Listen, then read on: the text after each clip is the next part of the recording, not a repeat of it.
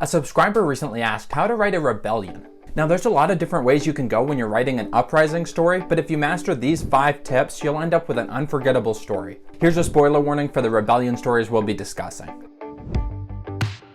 We need to show the state of our characters' lives under the regime they'll be rebelling against. There needs to be a sense of crushed acceptance, with atrocities and violations of human rights being met with nothing but bowed heads and blank stares. This crushed acceptance will communicate our characters' long-term oppression far more effectively than text on screen or a voiceover narration saying how long this tyrannical government has been in power. You need to show that the characters have a desire to revolt but are held back by fear.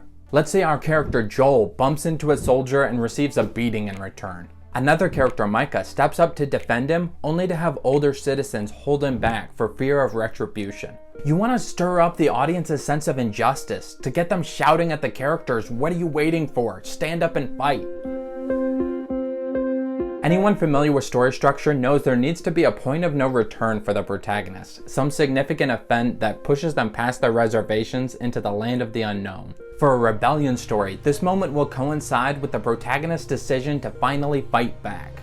Since we've already established the sense of broken acceptance, there needs to be an atrocity committed so heinous and devastating that a protagonist has no choice but to put aside their fears and fight. This will almost always come about through the death of an innocent, the senseless slaying of a young, optimistic character who's come to represent life and hope. In The Patriot, it's not until the death of his son that Benjamin is convinced to join the revolution. All of you stay here. Your rebel characters will need to learn to come together as a unit and fight toward their common goal. This is a great time to explore conflicting mindsets within the group, with headstrong, shoot first and ask question later characters butting heads with overly cautious strategizers. Sorry about the mess. There should also be conflicting ideas about what sort of government should be implemented should the revolution prove successful. Remember, these are prisoners learning to be warriors. There's going to be some growing pains. Think about the internal conflicts that take place aboard the Millennium Falcon as the rebels argue about everything from strategy to ideology. You're not actually going into an asteroid field. They'd be crazy to follow us, wouldn't they? It's easy to paint rebellion stories as just black and white, with scrappy, freedom-loving rebels on one side and a big bad empire on the other. But don't be afraid to blur the lines a little bit. Your rebels may have mostly good intentions, but maybe there's some bad apples in the mix who are just here to profit off the situation. Maybe there's even a flaw at the heart of the revolution itself. At the end of the Hunger Games trilogy, Katniss discovers the leader of their revolution, Coin, is just as corrupt as President Snow and plans to re-implement the Hunger Games as revenge against the Capitol. Conversely, consider the possibility of there being characters existing within the tyrannical government who are oblivious to the evils taking place and are just cogs in a machine.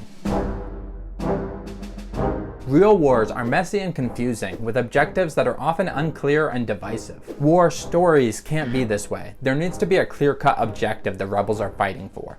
In a greater overall sense, we know they're fighting for freedom, but what does this look like from a visual perspective? What does it look like when they win? Is it them raising their flag over the Capitol building, or destroying some big doomsday weapon like the Death Star in A New Hope? We need to be told what this objective is early on so we can track our rebels making progress toward the goal or experiencing setbacks to the goal. Remember, whatever the objective is needs to feel like an impossible task and must require each faction of the rebellion to work together as a unit. So I hope this helps. Comment below what writing topic you'd like to see covered next.